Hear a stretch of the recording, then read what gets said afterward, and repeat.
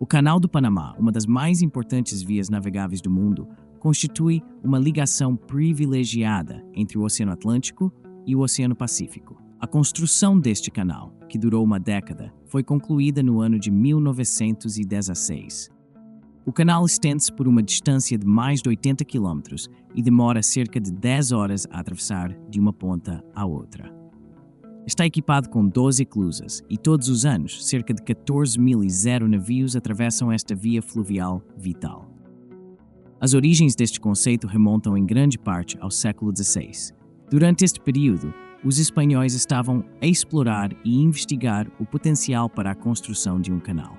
No entanto, a ideia enfrentou enormes desafios, principalmente devido à falta de viabilidade técnica e aos vastos recursos financeiros necessários para concretizar este ambicioso plano. Como resultado, o conceito de canal permaneceu meramente teórico e não foi prosseguido até ao colapso do Império Colonial Espanhol. Em 1846, a Colômbia, uma vez que o Panamá ainda não era uma entidade separada, concedeu aos americanos direitos exclusivos de trânsito através do Istmo do Panamá. 4 anos mais tarde, foi estabelecida a primeira ligação ferroviária transcontinental do mundo. No ano de 1869, o mundo dos transportes marítimos sofreu uma mudança revolucionária para sempre com a abertura do Canal do Suez. O canal recém-inaugurado encurtou significativamente a rota marítima entre a Ásia e a Europa. O seu criador, Ferdinand de Lesseps, um engenheiro francês, ganhou reconhecimento mundial. Como resultado, 9 anos mais tarde, em 1878, o governo da Colômbia concedeu aos franceses uma concessão para a construção do Canal do Panamá.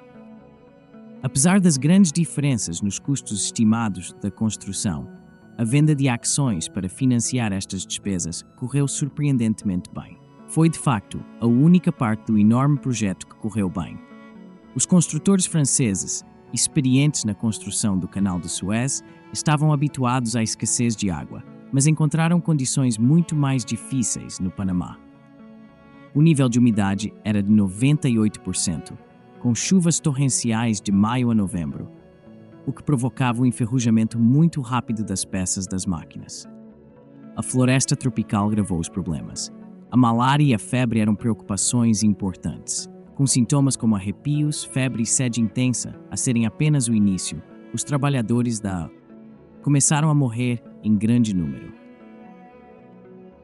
Embora a Companhia Universelle tenha documentado mortes, não foi a principal responsável pela maioria dos trabalhadores. Foram subempreiteiros que contratou. Estes subcontratantes despediam frequentemente os trabalhadores ao primeiro sinal de doença. Oficialmente, o número 22,0, mas o número real pode ser 3 vezes maior. Um engenheiro relatou que, um mês após a sua chegada, era o único sobrevivente de um grupo de 16 pessoas. A situação tornou-se extremamente grave, resultando numa severa escassez de camas de hospital.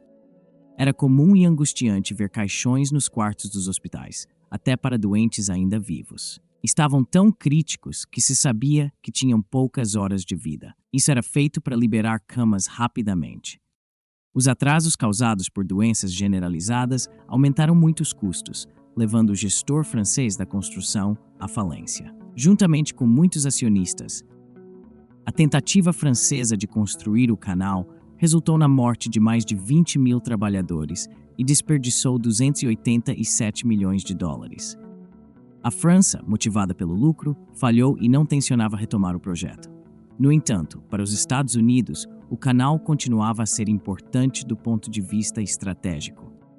O presidente Theodore Roosevelt, através de legislação, aprovou a compra das ações francesas por 40 milhões de dólares, permitindo aos americanos adquirir todos os direitos e o equipamento utilizado até então. Os americanos assinaram também um tratado com a Colômbia, que lhes permitia arrendar o Canal do Panamá e uma zona circundante de 6 milhas por 100 anos. A Colômbia receberia 10 milhões de dólares à cabeça e 250 milhões de dólares ao longo de 100 anos. Apesar de parecer resolvido, o Senado colombiano não ratificou o tratado, criando um obstáculo intransponível. De facto, o Senado colombiano e os Estados Unidos são responsáveis pela criação do Estado panamiano. Os decisores políticos norte-americanos ficaram desiludidos com a posição da Colômbia, pelo que optaram por apoiar a criação do novo Estado. O Panamá não tinha uma presença militar colombiana importante e a densa selva que o rodeava facilitava a execução do plano americano. Os planos para a independência do Panamá foram preparados na América. A bandeira foi criada e o sistema político do novo país foi definido lá. A frota americana derrotou rapidamente as forças colombianas e no final de 1903, os Sousa reconheceram a independência do Panamá. Este evento abriu caminho para a construção do canal. Inicialmente, os esforços focaram-se na redução da malária e da febre, que anteriormente tinham devastado os trabalhadores franceses. Depois de identificar os mosquitos como principais culpados, decidiu-se limpar regularmente as águas paradas onde se multiplicam. Além disso, drenaram-se as zonas úmidas próximas ao local de construção. Essas ações preventivas foram eficazes, diminuindo as infecções. Contudo, mesmo com estas medidas, 5.500 trabalhadores americanos faleceram durante a construção. A fase inicial do projeto de construção foi bastante difícil. O equipamento deixado pelos franceses era insuficiente, o que obrigou os americanos a trazerem o seu próprio equipamento. Além disso, havia falta de trabalhadores dispostos a participar. Os americanos pensaram em empregar trabalhadores chineses, mas esta ideia deparou-se com a oposição dos panamianos. Por conseguinte, recorreram a trabalhadores das Caraíbas. Barbados, em particular, forneceu cerca de 35.000 trabalhadores, o que representa 40% da sua população masculina. Na construção do Canal do Panamá, os trabalhadores das Caraíbas tiveram seu primeiro contato com a medicina moderna através dos contratos de trabalho, que incluíam cuidados médicos gratuitos.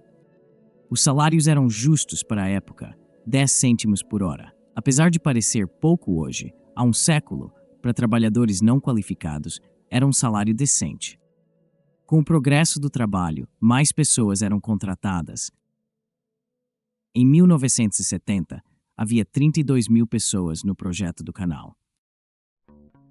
3 anos mais tarde, o número subiu para 40.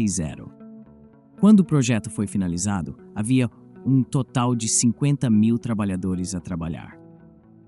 O Canal do Panamá foi terminado em 1914. O SS Cristobal foi o primeiro a atravessar de forma não oficial e 2 semanas depois, o SS Ancon fez a passagem oficial. Embora houvesse uma guerra a decorrer, o tráfego inicial foi modesto. Contudo, não muito tempo depois, o Canal do Panamá tornou-se uma via fluvial essencial. Por quase 75 anos, esteve sob controle americano. Os Tratados de Torrijos-Carter, assinados a 7 de setembro de 1977, estipularam que em 1999 o controlo passaria ao Panamá. Desde então, as taxas de trânsito tornaram-se cruciais para o PIB do Panamá, por vezes até 45%. No entanto, com o tempo, o canal enfrentou desafios dos navios mais novos e maiores que evitavam o Canal do Panamá. Para resolver, o presidente Martim Torrijos propôs a expansão do canal. Além disso, num referendo, os panamianos apoiaram tanto o alargamento como o aprofundamento do canal. Em 2016, o canal, depois de alargado, permitiu que o gás liquefeito americano, o carvão colombiano e o minério de ferro brasileiro chegassem aos mercados asiáticos. Essa expansão, com um custo de 5.250.000, foi concluída com 2 anos de atraso. O investimento foi considerado bem-sucedido, estimando-se que gere mais 2.000 milhões de dólares por ano. Os preços da travessia do canal variam muito em função da economia ou da época do ano. Uma travessia de um navio de carga custa cerca de 50, enquanto um iate custa cerca de 200.